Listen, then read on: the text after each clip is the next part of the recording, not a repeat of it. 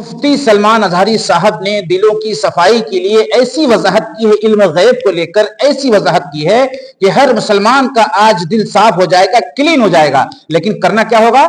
थोड़ी सी जद्दोजहद करनी होगी, थोड़ी देर वीडियो पर रुकना पड़ेगा। जब इंतशार इतना बड़ा है तो हर ईमान वाला जो भी इस वीडियो पर आया है वो बाकी रहे, इसलिए कि हमें इंतशार खत्म करने के लिए कुछ भी करना पड़े तो हमें करना चाहिए। इसलिए कि मज़हब नहीं सिखाता आपस में बैर रखना, आपस में दूरियां रखना। मेरे मोहतरम अजीजों, इसमें हर किसी का सपोर्ट चाहिए। और इस वीडियो के दिखाने के बाद मेरे मोहतरम अजीजों, आज आपका दिल साफ हो जाएगा, दिल क्लीन हो जाएगा और आप एक दूसरे से मिलना पसंद करोगे, एक दूसरे के पास जाना पसंद करोगे। इसलिए कि ऐसी बात जो हमारे दिलों में खटक रही थी और मेरे भी खटक रही थी, लेकिन जब मैं इस वीडियो को देखा हूं तब से मैं हैरान और परेशान हूं। और यही मैं सोचता था जो ये मुफ्ती साहब कहते हुए अभी वीडियो में नजर आएंगे। और आखिर में थोड़ी सी वजाहत मैं करूंगा, बहुत ही बड़े राज की बात आप तक पहुंचाऊंगा मेरे मोहतरम अजीजों, जो राज की बात आपको बहुत बुरे तरीके से फंसते हुए आपको बचा लेगी और आपको हमेशा हमेशा के लिए कामयाब कर देगी इंशाअल्लाह। अल्लाह की जात से उम्मीद है आपका आज बहुत ही बड़ा बेनिफिट होने वाला है, बहुत ही बड़ा फायदा होने वाला है। आइए पहले इस वीडियो को देखिए, उसके बाद उस राज को क्लियर करेंगे जिसकी वजह से हम बहुत बुरे तरीके से फंसने वाले हैं, उसको मैं क्लियर करूंगा। और ये वीडियो किसी देवबंदी, किसी बरेलवी, किसी अहले हदीस की मुखालफत में नहीं है, बल्कि तमाम उम्मत मुसलमा को आज इस वीडियो को दिखाकर मैं उनके दिलों को साफ करना चाहता हूं। आखिर हम कौन सी बात कर रहे हैं और ये कैसी वजाहत कर रहे हैं, ये कैसी क्लियरिटी दिखा रहे हैं कि भाई बात ये नहीं है, ये है। जब तक ये नहीं होगा अल्लाह के रसूल नहीं जान सकते, अपनी जुबान से कहते हुए नजर आ रहे हैं। और आखिर तक मेरे मोहतरम अजीजों, आज आपको साथ देना है। भले आपके पास अभी वक्त नहीं है, आप थोड़ी देर के बाद जो है वक्त निकाल लेना, लेकिन इस वीडियो को जरूर देखना। बहुत ही जद्दोजहद के बाद कोई वीडियो तैयार होती है। अल्लाह आपको जज़ाए खैर दे, आपकी हर परेशानी, हर मुसीबत को दूर करे और आपके गुमान को साफ रखने वाला बनाए, आपके दिल को साफ रखने वाला बनाए। रमजान मुबारक का महीना भी है, हम अपने दिलों की सफाई के लिए इस वीडियो को जरूर देखें। है अब यहाँ रसूल करीम सल्लल्लाहु ताला अलैहि वसल्लम के दरबार में आते हैं। अगर आप सवाल करते हैं कितना था कितना नहीं था, तो ये मसला हम डायरेक्ट अल्लाह से क्यों ना पूछ लें? ऐ मौला, अता करने वाला तू है, लेने वाला तेरा रसूल है, तू ही बता दे कितना इल्म था। कुरान के पाक की आयत आप चौथे पारे में पढ़ें, पांचवें पारे में पढ़ें। अल्लाह रब्बुल इज्जत फरमाता है वअल्लमका मा लम तकुन तअलम व कान फज़लुल्लाहि अलैका अज़ीमा। ऐ रसूल, हमने आपको इल्म गैब कितना दिया? कितना दिया? फरमाता है मेरा मौला, ऐ रसूल, हर उस चीज का इल्म दिया जो आप पहले नहीं जानते थे। अब क्या क्या नहीं जानते थे तुम तय करो, फिर मैं बताता हूं। हर उस चीज का इल्म अल्लाह ने उन्हें दिया है। तुम अगर कहते हो रसूल ये नहीं जानते थे, तो मौला तो कह रहा है जो रसूल नहीं जानते थे मैंने दे दिया है। तुम अगर कहोगे हुजूर बचपन की खबरें नहीं जानते थे, मैं कहूंगा अल्लाह वो भी दिया है। तुम अगर कहते हो पहले की खबर नहीं जानते थे, मैं कहूंगा अल्लाह कह रहा है वो नहीं जानते थे, वो भी दिया है। तुम कहते हो क़यामत के बारे में रसूल नहीं जानते थे, अच्छा है तुम जितने नहीं जानते थे वाले वर्ड्स लाओगे, कुरान की आयत के नीचे अल्लाह ने वही फरमाया वअल्लमका मा लम तकुन तअलम। ऐ रसूल, जो जो नहीं जानते थे सब मैंने दे दिया है, जो जो नहीं जानते थे। तुम जो भी कहोगे ये नहीं जानते थे, साफ कहो हाँ ठीक है नहीं जानते थे, लेकिन अल्लाह कह रहा है रसूल जो नहीं जानते थे वो दे दिया है। अब तेरा लफड़ा किस बात पर है? तेरा झगड़ा किस बात पर है? अल्लाह खुद कह रहा है जो नहीं जानते थे वो मैंने दे दिया। अब इस आयत ने पूरा फैसला कर दिया है। अब यहां पर आए, डिस्कस होता है तो बाज लोग ये कहते हैं कुरान की आयत है, कुरान कह रहा है वइंदहु मफातिहुल गैब ला यअलमुहा इल्ला हु। अल्लाह के पास गैब के खजानों की चाबियां हैं, कोई दूसरा नहीं जानता। एक आयत है। दूसरी आयत जो ये पढ़ करके हमें सुनाते भी हैं और सल्फी, और कहते हैं तुम रसूल को इल्म गैब कहते हो। कुरान कह रहा है कुल ला अक़ूलु लकुम इंदी खज़ाइनुल्लाहि वला अअलमुल गैब। ऐ रसूल आप फरमा दे मेरे पास अल्लाह के खजाने नहीं और मैं गैब नहीं जानता। यह आयत में साफ है और मैं चुरा करके नहीं जाऊंगा, साफ पढ़ करके जाता हूं। जो इनके एतराजात हैं, कहते हैं कि रसूल को अल्लाह ने खुद कह दिया ऐ रसूल आप कह दे मैं गैब नहीं जानता। रसूल ने कहा उम्मत से दो चीजें ये बताते हैं, इंदहु मफातिहुल गैब ला यअलमुहा इल्ला हु। अल्लाह के पास है गैब के खजाने की कुंजियां, चाबियां, कोई दूसरा नहीं जानता। दो आयतें। एक तीसरी आयत और भी पढ़ते हैं और ये कहते हैं इन्नल्लाह इंदहु इल्मुस्साअति व युनज़्ज़िलुल गैथ व यअलमु मा फिल अरहाम व मा तदरी नफ्सुम माज़ा तक्सिबु गदा व मा तदरी नफ्सुम बिअय्यि अर्दिन तमूत। बेशक अल्लाह के पास 5 चीजों का इल्म है। اس کو کوئی دوسرا نہیں جانتا. قیامت کب آئے گی, بارش کب آئے گی, ماں کے پیٹ میں کیا ہے, یعلم ما فی الارحام وما تدری, اور کوئی آدمی یہ نہیں جانتا کہ کل کیا ہوگا. پانچویں چیز ہے, کوئی یہ نہیں جانتا کہ کس زمین میں مرے گا. 21ویں پارے کی آیت ہے, اللہ فرما رہے 5 چیزوں کا علم اللہ ہی کے پاس ہے. میرے عزیزو, یہ سوالات کے بوچھار ہیں جو ایک سیدھے سادے بھولے بھالے سنی مسلمان کے سر پر لاد دیے جاتے ہیں اور اسے بوجھل کر کے کہا جاتا ہے. قرآن جب یہ کہہ رہا ہے رسول کو کہ آپ کہہ دیں کہ میں غیب نہیں جانتا, اور اللہ کہہ رہا ہے کہ غیب کے خزانے کی چابیاں اسی کے پاس ہے, کسی کے پاس نہیں, تو جواب دینا مشکل ہوتا ہے. بعض بندوں کو کہتے ہاں صحیح بات ہے, ہمارے مولوی حضرات نے کچھ اور بتایا تھا, یہاں باتیں. میں آج آپ کو کھل کر کے ان تمام چیزوں کی وضاحت کروں گا. ایک بات میں تقریباً یہاں پر 100 کتابوں سے ثابت کر سکتا ہوں.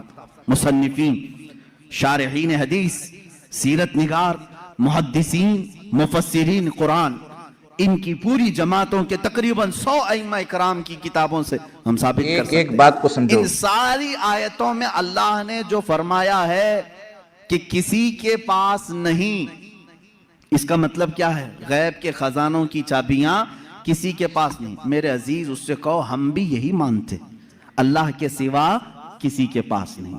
پہلی آیت پر میں بات کر رہا ہوں. ہمارا بھی عقیدہ یہ ہے غیب کے خزانوں کی چابیاں صرف اللہ کے پاس ہے, لیکن اسی آیت میں یہ کہیں دکھا دو کہ اس خدا نے یہ بھی کہا ہو کہ میں کسی کو دیتا بھی نہیں.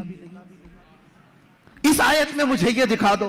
یہ تو میں بھی مانتا ہوں کہ اللہ نے فرمایا غیب کے خزانوں کی چابیاں صرف اسی کے پاس ہیں, مالک وہی ہے, لیکن کیا اس نے اس آیت میں یہ بھی کہا کہ میں یہ کسی کو دیتا ہی نہیں؟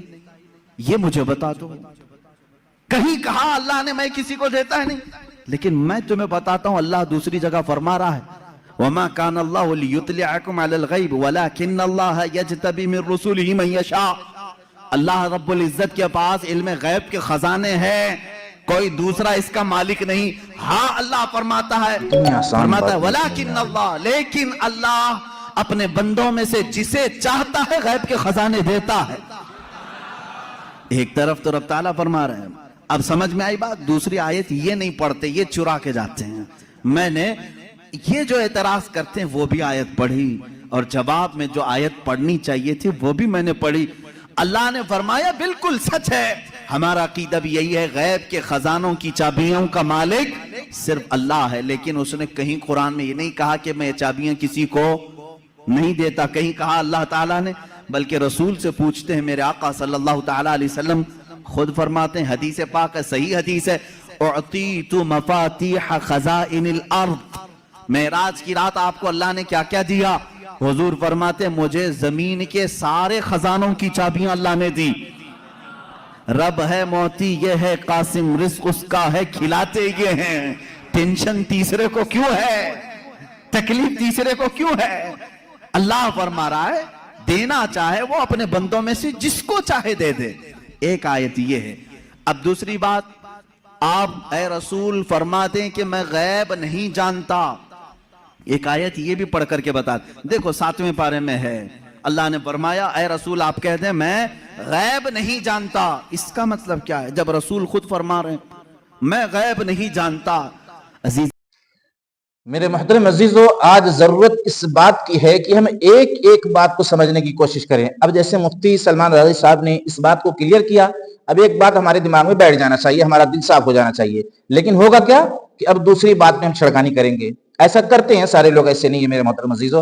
تو ہمیں ایک ایک بات سمجھنے کی کوشش کر رہے ہیں. یہ چینل اس لیے بنایا گیا میرے محترم عزیزو, ایک بڑی وجہ یہ بھی ہے کہ اتحاد قائم ہو, آپس کی دوریاں ختم ہو, اللہ کے بڑے بڑے احکام لوگوں تک پہنچ جائیں اور لوگ جہنم سے بچ کے جنت میں جانے والے بن جائیں. اس لیے کہ ہر ایمان والے کو ساری امت کی فکر ہونا چاہیے, سارے ایمان والوں کی فرسٹ نمبر پر, اس کے بعد سارے عالم انسانیت کی ہونا چاہیے. اللہ کے رسول کی زندگی آپ اٹھا کر دیکھو کہ جو ہے قافلہ جا رہا ہے, پہاڑی کے اس پار ہے, رات ہے اور گرج اور چمک ہے, رات کے آدھی رات کے اٹھ کر جا رہے ہیں اور گرج چمک کے اندر وہ جو ہے پہاڑی کے حصے کو پار کرنا چاہتے ہیں. چونکہ پہاڑی کافی اونچی ہے, اس کو پار کر نہیں پا رہے تھے چونکہ پانی بھی برس رہا ہے, اور اس کے بعد وہ چڑھ رہے ہیں اور گر رہے ہیں اور چڑھ رہے ہیں اور پھسل رہے ہیں. ایسے نبی کے ہم امتی ہیں. حضرت عمر رضی اللہ تعالیٰ عنہ باہر کسی وجہ سے نکلے تو دیکھے چونکہ ایسی لائٹ کا انتظام تو تھا نہیں. دیکھے جو ہے کوئی شخص جو ہے پہاڑی پہ چڑھتا ہے پھسل کے گر جاتا ہے, پہاڑی پہ چڑھتا ہے پھسل کے گر جاتا ہے. تو وہ دھیرے دھیرے دھیرے قریب اس چمک میں, یعنی جو بجلی چمک رہی تھی, دھیرے دھیرے دھیرے قریب جب پہنچے تو دیکھا کہ تو اللہ کے رسول نے پوچھا, اے اللہ کے نبی یہاں پر آپ اتنی رات میں اتنا کیوں پریشان ہیں, کیا بات ہے؟ بولے اے عمر, ایک قافلہ اس پہاڑی کے اس بار سے ابھی گزرے گا, اس کے بعد اگر میں ان سے ملاقات نہیں کر پایا اور ان کو ایمان کی, اعمال کی, آخرت کی, عاقبت کی, مرنے کے بعد والی زندگی کی دعوت نہیں دے پایا, میں نے تھوڑا خلاصہ کر دیا میرے محترم عزیزو, تو پھر ان کی ملاقات میری آئندہ نہیں ہو پائے گی. یہ فکر ہے ہمارے نبی کی میرے محترم عزیزو, اور ہم ایک دوسرے سے دوریاں بنانے کے لیے تیار ہیں اور ایک ایک بات کو سمجھنا نہیں چاہ رہے ہیں. جیسے مفتی سلمان آزاری صاحب نے سمجھایا تو اب اس کو سمجھو, اس بات کو اور اس کو مانو, پھر ان کے خلاف فتویٰ بازی نہ کرو. اور اسی طریقے سے دیوبند مسلک, اہل حدیث مسلک, جو بھی اگر قرآن حدیث کی دلیل میں کوئی بات بتا رہا ہے تو ہمیں اس میں چھیڑخانی نہیں کرنا, اس کی بات کو سمجھنا ہے. اگر وہ بات ہمیں اچھی نہیں لگ رہی ہے, سمجھ میں نہیں آ رہی ہے ہمارے علم کے اعتبار سے, تو محبت و اخلاق پیش کر کے ہم بتا دیں کہ یہ ایسے نہیں ایسے ہے, دوری نہیں. اب ہمیں مسلک کے نام پہ ہمیں دوری نہیں کرنا ہے, اب مسلک کو ایک کنارے رکھ کے اتحاد قائم کرنے کا وقت ہے. ہاں اتحاد کر لو آپس میں, یہ ہمارے نبی کی فکر ہے. اور ایک بڑا راز جو میں بتانے والا تھا اس کو کلیئر کر دیتا ہوں, اس کے بعد ویڈیو کا اختتام کرتے ہیں میرے محترم عزیزو. بہت ہی بڑا راز. جیسے مثال کے طور پر بریلوی مسلک کے لوگ دیوبندی مسلک کے لوگوں کے متعلق بہت سی بدگمانیاں رکھتے ہیں, جیسے کہ یہ غلط ہیں, ان کا عقیدہ غلط ہے, یہ علم غیب کو نہیں مانتے, اس طرح کی بہت سی باتیں جو ہوتی ہوئی نظر آ رہی ہے اور جھگڑے کا ایک بڑا ذریعہ بنی ہے انتشار کا. تو اب پتہ یہ چلا کہ جو ہے دیوبندی بریلوی مسلک سارے دیوبندیوں کو ایک ساتھ کہہ دیا. بڑے راز کی بات ہے میرے محترم. اب پتہ چلا دیوبندی مسلک میں پیدا ہونے والا بچہ جب بڑا ہوا اور اس نے کتابوں کا مطالعہ کیا, اس کو بہت سی باتیں دیوبندی مسلک کی جو غلط نظر آئیں, جو لکھی ہوئی ہیں, جن پر آپ جو ہے مطلب سوال اٹھا رہے ہیں, انگلی اٹھا رہے ہیں, تو اس نے کہا کہ یہ تو غلط ہے. حالانکہ بریلوی مسلک نے اس کو نہیں سمجھایا, اس نے خود پڑھ کے سمجھا. بڑے راز کی بات ہے میرے محترم عزیزو. تو بولے ارے یہ تو غلط ہے, یہ تو غلط ہے, میں اس کو نہیں مانتا. یہ قرآن حدیث کی دلیل میں یہ چیز نہیں ہے, اور نہ تو کوئی ایسی چیز ہے جس سے اللہ راضی ہو, جس سے جنت میں داخلہ ہو. میں اس کو نہیں مانتا, یہ مجھے کھٹک رہا ہے. لیکن بریلوی مسلک اس بات کو نہیں جانتا, سارے دیوبندیوں کو ایک ساتھ مطلب اسی میں جو ہے ناپ رہا ہے. پتہ چلا اس کے خلاف اللہ رب العزت کے ہاں جو ہے آواز اٹھائی جائے گی کہ بہت سے میرے بندے دیوبندی مسلک میں ایسے تھے جن عقیدے کو تم نہیں مانتے تھے, اور جس عقیدے کا تم انکار کرتے تھے, جس بات کا, تو وہ بھی انکار کرتے تھے, لیکن وہ تھے دیوبندی مسلک میں. پتہ چلا کہ ہم سارے دیوبندی مسلک کو نہیں کہہ سکتے, اور اسی طریقے سے دیوبندی مسلک سارے بریلوی مسلک کو نہیں کہہ سکتے. کہ جیسے بہت سے لوگ جا کے بہت سا کام قبر پہ کر رہے ہیں, بہت سا مسئلہ ہے, جیسے کہ بہت سی گہرائی اس میں ہے, کچھ چیزیں ایسی ہیں جو غلط ہیں. اب پتہ چلا کہ جو ہے دیوبندی مسلک سب کو غلط کہہ رہا ہے. جیسے بہت سے عورتیں جاتی ہیں بے روپٹہ رہتی ہیں, سجدہ کرتے ہیں لوگ, بہت سے لوگ تعظیمی سجدہ کر رہے ہیں, لیکن بہت سے لوگ, ظاہر سی بات ہے ہر آدمی کا انٹرویو لینے کے لیے کوئی وہاں تو بیٹھا نہیں ہے, ہو سکتا ہے کوئی اس نیت سے سجدہ کر لے کہ ان سے بھی کچھ ہوتا ہے, اس لیے کہ بہت سے پڑھے لکھے ہیں, بہت سے غیر پڑھے لکھے ہیں. تو بتائیے چلا کہ کچھ باتیں اگر آپ کو کھٹک رہی ہیں تو سارے لوگ اس میں بھی غلط تو نہیں ہوئے.